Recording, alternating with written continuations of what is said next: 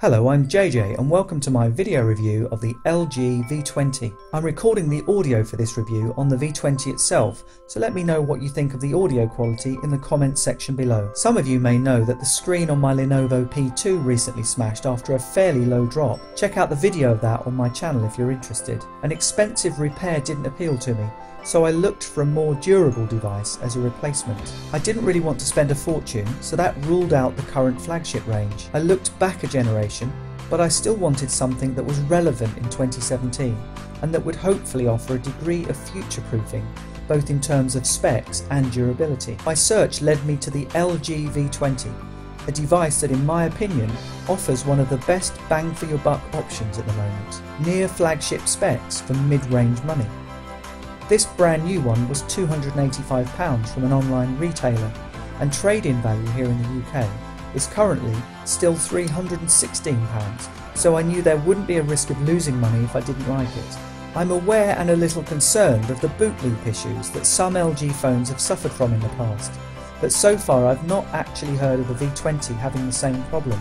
It's early days of course though, so fingers crossed. This particular model offers an increasingly rare configuration of dual nano SIM card slots and a separate micro SD card slot for memory expansion, not the more common and far less functional hybrid slot arrangement. There is a very useful 64GB of onboard storage here, 4GB of RAM, and it also comes with some high quality Bang & Olufsen earphones in the box, as well as some tweaking to the quad DAC I believe. There's a removable 3200 mAh battery, a high quality 2K LCD screen, and of course the secondary display at the top that is such a unique feature still, only shared with its older sibling the V10. Quick Charge 3.0 is available via USB-C connection.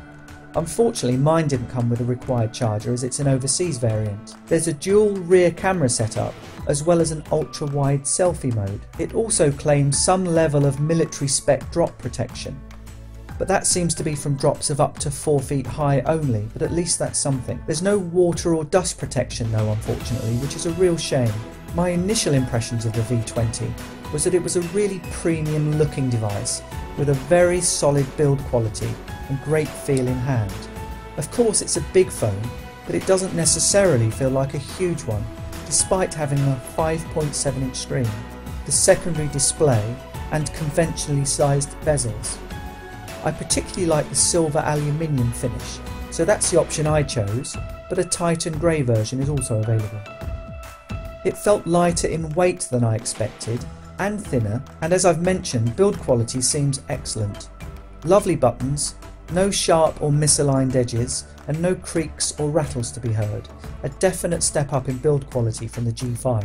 There is a factory installed plastic screen protector applied, but I'll probably remove that soon and replace it with a tempered glass one for additional protection. I'm not really into specs or benchmarks, and so here are just my honest findings, having used the V20 as my primary device for long enough now to become familiar with it. Starting with the screen, it's sharp and bright and has very good sunlight legibility. I personally don't notice the higher resolution compared to a 1080p screen, but if you have incredible eyesight or really enjoy VR content, then you might well notice. As expected, the colours and blacks from this LCD lack the impact of an AMOLED screen, but to balance that, the whites are incredibly bright and clean, which is more to my liking. You may favour one screen technology over another, but I can honestly say the screen is lovely, and LG have done a really good job here, even with the colours and the blacks. The secondary always-on screen has been really useful.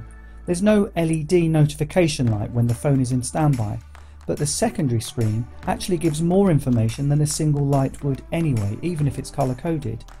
However, that's only of real benefit when the phone is close to you. A coloured LED notification light can be seen from a distance to easily identify the notification type, whereas from more than around 3 feet away, for me it's impossible to differentiate between the very small white notification icons against the black background of the secondary display. It's a shame they're not colour-coded at least, or ideally used in combination with a single colour-coded LED notification. When the phone is in use, notifications and controls can be displayed and interacted with without interrupting any content on the main screen. For instance, changing the music track whilst composing an email, or seeing who a notification or email is from whilst enjoying a game. I particularly like the recent apps option. I tend to constantly flip between about half a dozen or so apps during the day, so this option enables me to easily swap without calling up the recent apps menu and then scrolling to find the one I want, or selecting it after going back to the home screen. It's definitely the quickest app swapping method I've ever experienced. It's only a minor convenience improvement admittedly, but it's useful nonetheless. Some useful shortcuts can also be found here, such as toggles for the Wi-Fi, Bluetooth and the torch. I wasn't really sure whether the secondary screen would be just a gimmick, but I have to say it's not. I found it to be very useful. Software on the V20 is reminiscent of time I spent with an LG G2. The skin seems more streamlined nowadays, and in general it's less cartoony than it used to be. There's very little bloat, although some of it, annoyingly, can't easily be uninstalled, such as Facebook and Evernote, which can only be disabled. I've changed the theme to one of the 3 that are available on the phone, but others can be downloaded from the very sluggish LG store. There are free and paid for options. The screenshot and edit feature is handled well and can be both useful and fun. This is sometimes found on other phones, but I like its implementation here. I also like the signature lock screen, the weather on the lock screen, and it's nice to be able to edit the lock screen shortcuts, a useful feature that's not always available on other phones anymore. I like the option to edit the navigation buttons on the home screen as well. The V20 runs Android Nougat straight from the box, and there were a couple of immediate updates over the air which have apparently added voice over LTE, which I'm not able to test, performance improvements, and the May 2017 security update. Well done, LG. I had hoped that 7.1 was available by now, but that doesn't seem to be the case. Performance has been excellent without any slowdowns, lag or crashing. There's no stutter even when gaming, and it doesn't seem to overheat when pushed. RAM management isn't too aggressive either, and the 4GB available on this model really helps. I'm sure that the hardware combination on the V20 will mean that it will perform well for a good few years to come. Battery life has been acceptable for a device with such a large and high definition screen, although the capacity could and should have been a bit higher. The 3200 mAh cell provides me with an average of 4.5 to 5 hours of screen on time, peaking at 5.5 hours if I'm on Wi-Fi only. That's with my typical use, which is brightness set to max auto, and around 4 hours of Bluetooth music streaming, some web browsing, an hour or so of YouTube, half an hour of calls, various email accounts on background sync, viewing social media, taking a few photos and videos, and maybe an hour or so of gaming, although generally nothing particularly graphically intensive, all whilst being paired with my Android Wear watch. The option of swapping out the battery is very convenient, and to be able to easily go from 0 to 100% in a matter of seconds will beat any fast charge technology currently available, and the included Quick Charge 3.0 provides super fast top-ups when needed. A highlight is the very low standby drain. Here's an example. Only 3% lost in 12.5 hours of standby, and that's with the second screen enabled, Wi-Fi connected, but without a SIM. I have to charge the V20 every night, and there's no wireless charging to help with the convenience due to the metal backplate. I don't have a 3.0 charger, only a 2.0 one, but as an example, the V20 charges from 0 to 40% in 40 minutes, then to 66% after an hour, and reaches 100% after an hour and 40 minutes. Remember, that's with a Quick Charge 2.0 plug, so it should be considerably faster with the correct power supply. Moving on to the camera, I found it to be excellent in almost all situations. The performance is quick, focus is accurate, and dynamic range is really good too. The manual modes are useful if you want to get the best shot possible, but auto mode seldom takes a bad shot in my experience, and the auto HDR really helps for the difficult lighting situations without being too overblown. The wide angle lens option on the rear is fun rather than genuinely useful. It lacks the optical image stabilization of the main lens and has a lower megapixel count, but can provide an acceptable shot in enclosed spaces, or for those times that you just want to cram in as much of the vista as possible, especially when the light's good. Noise does become a problem quickly though in low light, as the camera cranks up the ISO, in order to keep the shutter speed as high as possible to avoid blur, because there's no image stabilisation on the wide angle lens. There's an option to shoot in the raw DNG format using manual mode for those times when the lighting is really difficult or you just want a little bit more latitude in post-production. The selfie cam offers an ultra-wide aspect by default, which is great, or a more conventional but merely cropped aspect. I'd suggest just using the wide angle and cropping afterwards if necessary. There are a nice selection of modes and filters if that's your thing, and the controls are well laid out and logical.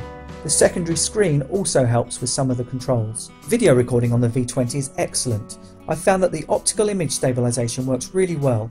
Captured footage is sharp, detailed and well exposed, and sound recording is very good. All in all, the video recording quality is fantastic, both in terms of results and the level of control available. I've seen some reviews suggesting the optical image stabilisation doesn't perform quite as well as other flagships. I don't have any to compare with at the moment, but all I can say is that it's good enough for me. Sound quality from the headphone output is a highlight of the V20 that so far I've not been able to experience fully. I don't own any high impedance headphones, and although the supplied Bang & Olufsen earphones are better than most pre-packaged ones found with phones nowadays, I don't think they're particularly high quality, and to my ears they're not night and day better. I would really like to try some decent earphones to get the best from this device, so please comment below if you have any recommendations below, say £100 or ideally nearer to £50, although that's probably not possible. Sound quality from the single downward firing speaker is just okay, in that it reaches a decent volume, but it definitely lacks depth. It is possible to add a decent single speaker. The Lenovo managed it with their P2, and really on a flagship device it should be a prerequisite. The fingerprint sensor is very accurate and recognises a print really quickly. However, there is a slight delay unlocking the phone, but I might just be being overcritical here, as it's perfectly functional and doesn't really annoy. It also acts as a power button, but there are no other gestures or controls that can be assigned. Positioning of the fingerprint sensor is personal preference, and although the rear placement on the V20 is great for unlocking when taking the phone from a front pocket, it's not really ideal for those of us who like to use our phones when they're flat on a desk or a table. Wi-Fi and cellular connection strength has been excellent too, with no drop calls or Wi-Fi, and it holds a weak cellular data signal better than many other phones that I've used. I'd have no issues recommending this to those of you that live in areas with a weak signal. In summary, I've found the V20 to be a lovely device with a great screen and fantastic premium feel, all at a very reasonable price. Its strongest points are the build quality, the camera both in terms of stills and video, the sound quality from the headphone output, although I'm yet to fully experience that, the snappy performance, the really useful secondary screen, the stable software, and the added benefit of some mil-spec drop protection. It's a large device and so it might not suit everybody, and the battery life could be better, although to be honest, 5 hours of screen on time is pretty good for a screen of this size and resolution. But other than that, I think it's a great buy if you can pick one up at a competitive price. I'm really enjoying mine at the moment, and currently I can happily recommend it as a great device at a great price if the form factor suits your needs. I really hope you enjoyed this review. If you did, please support my channel by doing the usual likes and shares if you have a moment, subscribe if you haven't already, and leave a positive comment below. No hate please. I'm JJ, thanks for watching and bye until the next time.